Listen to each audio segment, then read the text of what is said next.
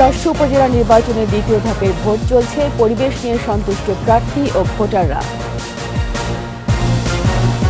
এক্সপ্রেসওয়েতে মিলছে কাঙ্ক্ষিত সেবা। ছিনতাই ডাকাতি থেকে রক্ষা পাচ্ছে না যাত্রীরা। রাইসির মৃত্যুতে নিরাপত্তা পরিষদের নিরাপত্তা পালন। ইসরায়েলি রাষ্ট্রদূতের ক্ষোভ।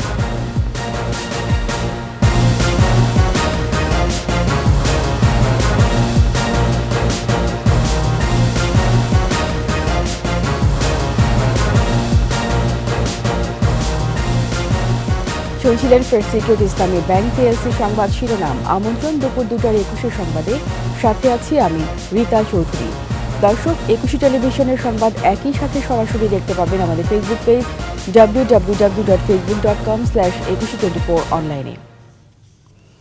শান্তিপূর্ণভাবে চলছে ষষ্ঠ উপজেলা পরিষদ নির্বাচনের দ্বিতীয় ধাপে ভোট গ্রহণ। এ দফায় 156 উপজেলায় হচ্ছে নির্বাচন। 24 উপজেলায় ভোট হচ্ছে ইভিএমে এবং বাকিগুলোতে ব্যালটে। সকাল 8টা থেকে শুরু হওয়া ভোট গ্রহণ চলবে বিকেল 4টা পর্যন্ত। প্রতিনিধিদের সহায়তায় আরও জানাচ্ছেন মহিমা পলি।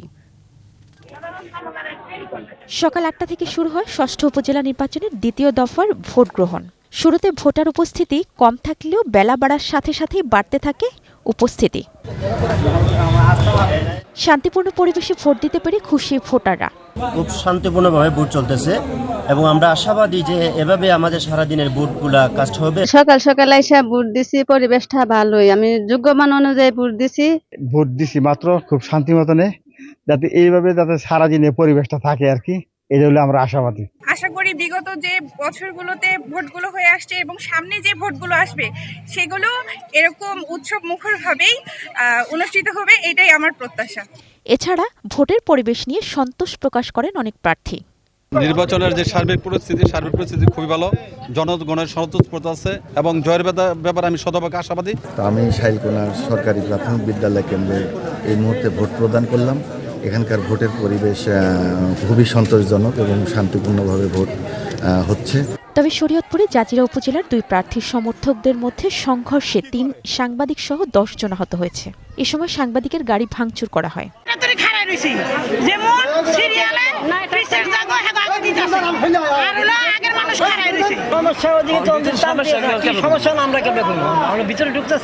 এবার 156 উপজেলায় চেয়ারম্যান পদে 603 জন, ভাইস চেয়ারম্যান পদে 625 জন এবং সংরক্ষিত নারী ভাইস চেয়ারম্যান পদে 440 জন প্রতিদ্বন্দ্বিতা করছেন। নির্বাচন সুষ্ঠু করতে মাঠে কাজ করছে র্যাব ও বিজিবি।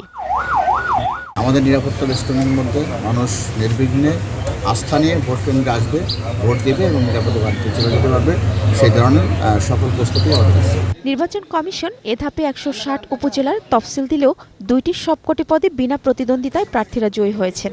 স্থগিত আছে 2টির। মহিমা পলি, 21 টেলিভিশন। দর্শক, ভোটের খবর জানতে চলে যাচ্ছি এখন নরসিংদীতে। সেখানে আছেন আমাদের প্রতিনিধি মাখন দাস। মাখন, শুনতে পাচ্ছেন? ভোটের সার্বিক পরিস্থিতি এখন কেমন দেখছেন আপনি? হ্যাঁ রীতা, আপনি জানেন আমাদের নরসিংদী 2টি উপজেলায় নির্বাচন আজ অনুষ্ঠিত হচ্ছে এবং 163টি ভোট কেন্দ্র রয়েছে। এই দৃষ্টিতে আমি এখন দাঁড়িয়েছি এই বেলাবো উপজেলার সরকারি মডেল স্কুলের ভোট কেন্দ্রের মাঠে। আপনার এই পর্যন্ত আমরা যেটা দেখেছি যে সকাল থেকে যখন ভোট শুরু হয়েছে শান্তিপূর্ণভাবেই কিন্তু ভোট গ্রহণ প্রক্রিয়া কিন্তু শুরু হয়েছে এবং ভোটাররা যাতে শান্তিপূর্ণভাবে ভোট দিতে পারে সেই কারণে প্রশাসনের লোকজন এবং রিটার্নিং কর্মকর্তা, র্যাব, পুলিশ, বিজেপি সব কিছু কিন্তু মোতায়েন করেছে। তো কোথাও তেমন কোনো ঘটনা ঘটেনি এবং শান্তিপূর্ণ পরিবেশে কিন্তু নির্বাচন নরসিংদীর 163টি কেন্দ্রে কিন্তু হয়েছে। তবে আমরা 2-1টা কেন্দ্রে মনোহরদীর গোতাশিয়া 2টা কেন্দ্রের এখন কিছুক্ষণ আগে একটা অভিযোগ পেয়েছি, ওখানে একটা জাল ভোটের ঘটনা ঘটেছে। এছাড়া নরসিংদীর কোথাও কোনো অপ্রীতিকর ঘটনার কোনো খবর পাওয়া যায়নি এবং শান্তিপূর্ণভাবেই এই ভোট গ্রহণ প্রক্রিয়া চলছে এবং আমরা আশা করি যে ভোটারদের উপস্থিতি মোটামুটি ভালোই ছিল এবং 4টা পর্যন্ত ভোট গ্রহণ প্রক্রিয়া চলবে। ওখানেও যেভাবে পুলিশের ঊর্ধ্বতন কর্মকর্তারা রয়েছে তারা আমরা আশা করি সার্বিক পরিস্থিতি বর্তমানে ভোটের নরসিংদী 2টা উপজেলায় ভালো রয়েছে। এই ছিল নরসিংদীর ভোটের সর্বশেষ পরিস্থিতি। মাখন, আপনাকে ধন্যবাদ। শুধু যে পথের দূরত্বই কমেছে তা কিন্তু নয়, কাঙ্ক্ষিত সেবাও নিশ্চিত করেছে এক্সপ্রেসওয়ে কর্তৃপক্ষ। রাত বিরাতে দুর্ঘটনা কিংবা দুর্বিপাকে মুহূর্তেই পৌঁছে যায় সাহায্যকারী দল। সব মিলে যানজটের রাজধানীতে গতি এনেছে এক্সপ্রেসওয়ে। ইয়াকুব লিটুর ছবিতে আরও জানাচ্ছেন অখিল পোদ্দার। রাত তখন ৩টা। এক্সপ্রেসওয়ে ধরে বিমানবন্দর যাচ্ছিলেন মাদারীপুরের নেওয়াজ চৌধুরী। পথিমধ্যে চাকা পাংচার হলে দুর্বিপাকে পড়েন তিনি। বিমান ছাড়তে বাকি তখন ১ ঘন্টা। কিছু বুঝে ওঠার আগেই ঘটনাস্থলে উপস্থিত সাহায্যকারী টহল দল। লাগেজসহ নেওয়াজের পরিবার টহল গাড়িতে পৌঁছান বিমানবন্দরে। বাংলাদেশের সিনারিওতে এরকম হেল্প কারো থেকে পাওয়া যাবে, ইটস ভেরি রেয়ার। আমি একজন ডাক্তার, আমি বাংলাদেশে এই ধরনের আমি সার্ভিস কোনোদিন আমি এক্সপিরিয়েন্স হয়নি। Suddenly my tire just bursted out, so we were in a little bit of trouble, but thank God within just 2 minutes the first Dhaka Elevated Expressway Co Limited FDEEE came within 2 minutes, and mashallah their service was so good. এই সার্ভিসটা আমার মনে হয় না যে বাংলাদেশের অন্য কোনো জায়গায় আমরা কখনোই পেতাম না। এক্সপ্রেসওয়ের তাৎক্ষণিক সেবার কারণে দুর্ঘটনা থেকেও রক্ষা পাচ্ছেন যাত্রীরা। ছিনতাই কিংবা ডাকাতিকালেও হঠাৎ উপস্থিত টহল দল। সিসি ক্যামেরার বদৌলতে ২৪ ঘন্টার সেবা পাল্টে দিয়েছে এক্সপ্রেসওয়ের চিত্র। We have many facilities to ensure that our road users to be safe. For example, we have our patrol team to patrol all on the expressway to make sure that nobody gets stuck, and if there's anybody who had the problem, we are going to save them. এক্সপ্রেসওয়ের কাজ শেষ হলে যাত্রীদের সুবিধা আরও বাড়বে। আন্তর্জাতিক মান নিশ্চিত করতে টহল টিমে যোগ হবে রোবট চালিত গাড়ি। এরই মধ্যে সব ধরনের প্রস্তুতিও নিয়েছে সংশ্লিষ্ট কর্তৃপক্ষ। এক্সপ্রেসওয়ে থেকে নামা কিংবা ওঠা দেয়ার আর সার্টেন প্লেস, তাছাড়া উঠানামা যায় না, এবং কোনো পেট্রোল পাম্পে লুজ পেট্রোল বিক্রি করে না। সুতরাং সেসব ক্ষেত্রে আমরা আমাদের পেট্রোল গাড়ির থেকেই আমরা এক্সপ্রেসওয়ে ব্যবহারকারীদেরকে পেট্রোল দিয়ে থাকি। পেট্রোল, অকটেন, ডিজেল যার যা প্রয়োজন হয় সেটা আমরা দিয়ে থাকি। চাকা নষ্ট হলে আমরা চাকা দিই। সার্বিক সেবার মানে সন্তোষ প্রকাশ করেছেন সাধারণ যাত্রী।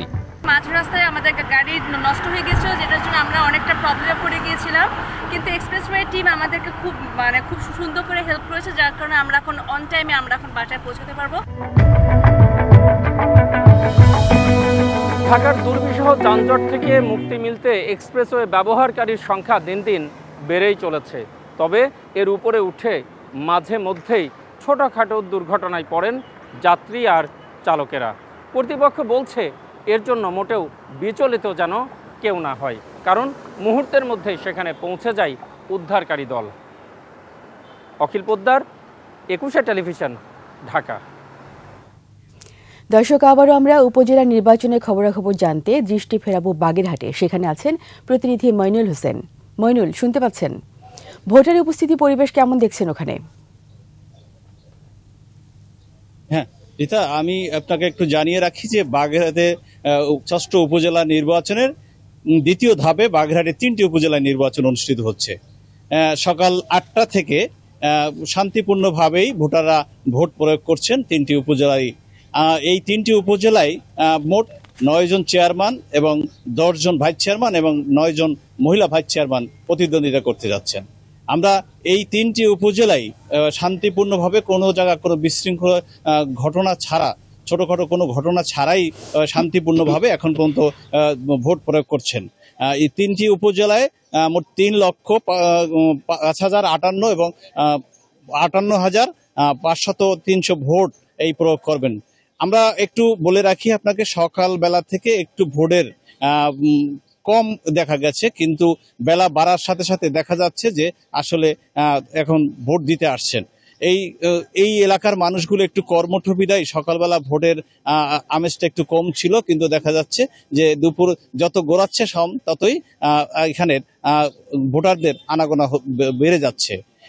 কোনো ঘটনা এবং এই উপজেলায় ৩টি উপজেলার মধ্যে চিতালমারিতে একজন আচরণবিধি লঙ্ঘন করায় তাকে নির্বাহী ম্যাজিস্ট্রেট ৬ মাসের জেল প্রদান করেছেন। এই হচ্ছে আমাদের এই 3টি উপজেলার। এছাড়া শান্তিপূর্ণভাবে নির্বাচন চলছে। যারা ভোট গ্রহণ দিতে আসছে তাদের কাছে আমাদের প্রশ্ন ছিল যে ভোট কেমন দিচ্ছেন। তারা বলছে আমরা শান্তিপূর্ণভাবেই ভোট দিতে পেরেছি। এর জন্য সরকারকে তারা ধন্যবাদ জানিয়েছে। যেহেতু কোনো প্রতীক ছাড়া তারা এখানে ভোট দিচ্ছে, এই ভোটের কাকে দেবে এবং তাদের মনেই হচ্ছে যারা ভালো কাজ করবে তাদেরকেই ভোট দিয়ে তারা এই আসনটিতে বসাতে যাচ্ছেন।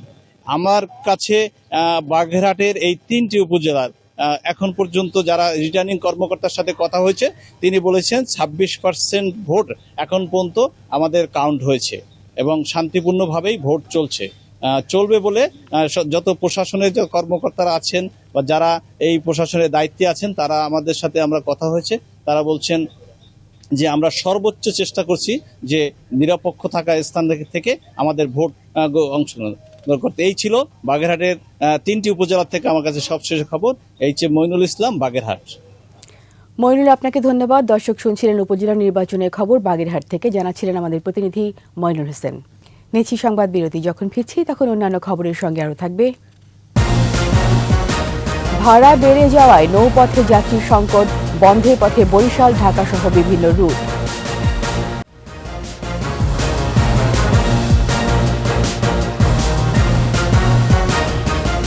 আবার আমন্ত্রণ দুপুর 2টার 21 সংবাদে। দর্শক, আমরা নির্বাচনে আরও খবরাখবর জানতে চলে যাচ্ছি পাবনায়। সেখানে আছেন আমাদের প্রতিনিধি রাজিউর রহমান রুমি। রুমি, ভোটারের উপস্থিতি এবং পরিবেশ কেমন দেখছেন সেখানে? জি ধন্যবাদ রীতা।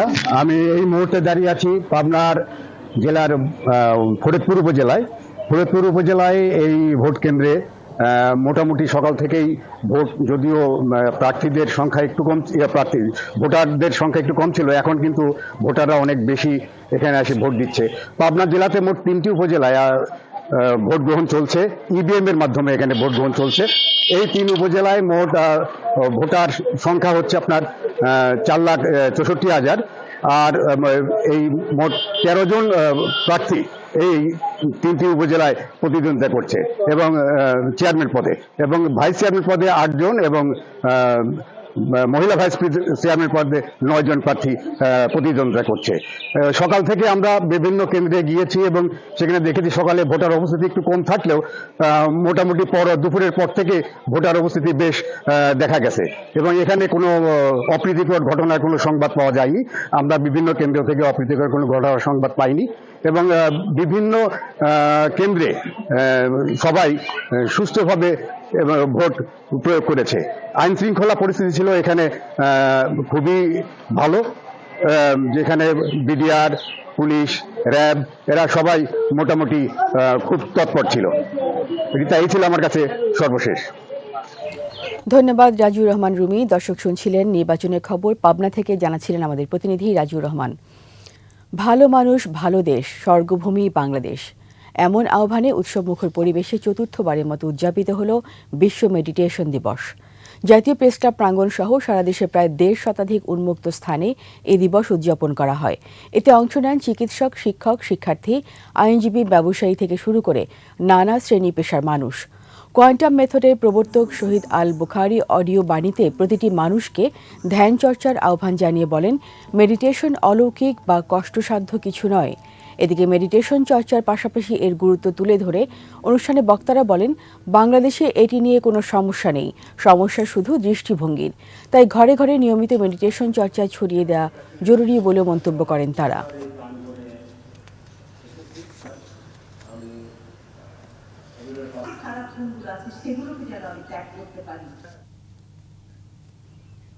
পদ্মা সেতু চালু এবং তেলের দামের সাথে ভাড়া বাড়ায় দক্ষিণের নৌপথে যাত্রী সংকট চরমে। বন্ধের পথে বরিশাল, ঢাকা সহ বিভিন্ন রুটে লঞ্চ চলাচল। বেকার হবার শঙ্কায় সংশ্লিষ্ট নানা পেশার লাখো মানুষ। বরিশাল বিভাগীয় প্রধান সুখেন্দু এদবরের রিপোর্ট, জানাচ্ছেন রত্না জামান। স্বল্প খরচে নিরাপদে ভ্রমণ কিংবা পণ্য পরিবহনে দক্ষিণ অঞ্চলবাসীর পছন্দের শীর্ষে ছিল লঞ্চ যাত্রা। প্রথম, দ্বিতীয় শ্রেণী ও কেবিনের টিকিট ছিল যেন সোনার হরিণ। সাধারণ আসন, ডেক এবং ছাদও থাকত যাত্রীদের ঠাসা। এখন আর সেই অবস্থা নেই। পদ্মা সেতু চালুতে রাজধানীর সাথে সহজ হয়েছে দক্ষিণের ২১ জেলার যোগাযোগ। সড়ক পথে ৫ ঘন্টারও কম সময়ে ঢাকা বরিশাল আসতে যেতে পারছেন যাত্রীরা। অন্যদিকে তেলের দামের সাথে লঞ্চের ভাড়া বাড়ায় যাত্রীর অভাবে স্থবিরতার মুখে নৌপথ, বন্ধ হয়ে গেছে অনেক রুটও। এই পদ্মা সেতু হওয়ার আগে প্রতিদিন ঢাকা এবং বরিশাল উভয় প্রান্ত থেকে ৬-৭টি লঞ্চ আসা যাওয়া করত। এখন সেখানে মালিকপক্ষ রোটেশন প্রথা করে 2টি লঞ্চ করে চালায়, তাও বেহাল অবস্থা। এতে কতদিন মালিকের লঞ্চ দিয়ে চালাবে এবং আমরা যারা নিম্ন আয় আছি কতদিন চাকরি আমাদের থাকবে, সেটা নিয়ে আমরা চিন্তিত আছি। তবে বিলাসবহুল ও আরামদায়ক লঞ্চগুলো কিছু যাত্রীর কাছে এখনো জনপ্রিয়। পদ্মা সেতু হওয়ার পর লঞ্চ চলে 2টা এবং বেসিকিনা কম, প্যাসেঞ্জারও কম আসে গাড়িতে যায় এবং লঞ্চের প্যাসেঞ্জার কমায়, আমাকে বেসিকিনা কমায়। পদ্মা সেতু হওয়ার পরে আমাদের দক্ষিণাঞ্চলের 21টি জেলার মানুষের ভাগ্য উন্নয়ন হচ্ছে, কিন্তু লঞ্চ ব্যবসায়িক ব্যবসার ধস নামছে। এই শিল্পকে টিকিয়ে রাখতে সরকারি উদ্যোগ চান লঞ্চ মালিকরা। আমাদের এই তেলের দামে সাবসিডি দেয় এবং আমাদের যাবতীয় ভ্যাট ট্যাক্স ইত্যাদি ক্ষেত্রে সাবসিডি দেয়, আমরা পুনরায় আগের মতো লঞ্চের ব্যবসা করতে পারবো ইনশাল্লাহ। তেলের দাম না কমলে পরিস্থিতির উন্নতি হবে না বলে জানান সংশ্লিষ্টরা। রত্না সামান, ২১শে টেলিভিশন। এরই সাথে শেষ করছি দুপুর 2টার ২১শে সংবাদ। যাবার আগে ফার্স্ট সিকিউরিটি ইসলামী ব্যাংক পিএলসি সংবাদ শিরোনামগুলো আরও একবার। ষষ্ঠ উপজেলা নির্বাচনে দ্বিতীয় ধাপে ভোট চলছে, পরিবেশ নিয়ে সন্তুষ্ট প্রার্থী ও ভোটাররা। এক্সপ্রেসওয়েতে মিলছে কাঙ্ক্ষিত সেবা, ছিনতাই ডাকাতি থেকে রক্ষা পাচ্ছেন যাত্রীরা। রাইসির মৃত্যুতে নিরাপত্তা পরিষদের নীরবতা পালন, ইসরায়েলি রাষ্ট্রদূতের ক্ষোভ।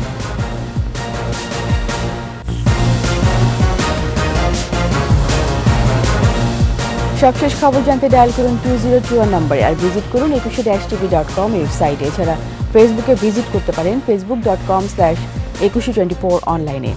এতক্ষণ সঙ্গে থাকার জন্য সবাইকে ধন্যবাদ। আমাদের পরবর্তী সংবাদ সন্ধ্যা 6টায় 21 দেশের সংবাদ দেখার আমন্ত্রণ রইল।